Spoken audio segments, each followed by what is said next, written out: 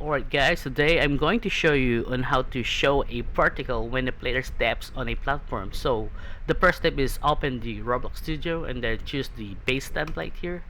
and then wait for it to load, and then after it loads go to model, choose the part and then move the part where you want it, and then we need to scale it, hold control to scale it uniformly, and then after that go to Explorer, click the part and then hit the plus again and then choose the particle emitter, and then on the particle emitter find the enabled, uncheck it, and then click the part again, hit the plus again, add the script,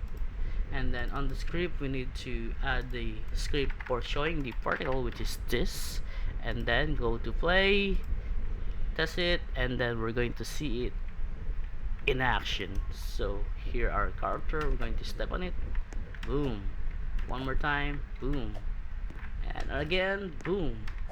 Yeah, so I hope you like this video and you learned something, so don't forget to like and subscribe and enjoy. Woo!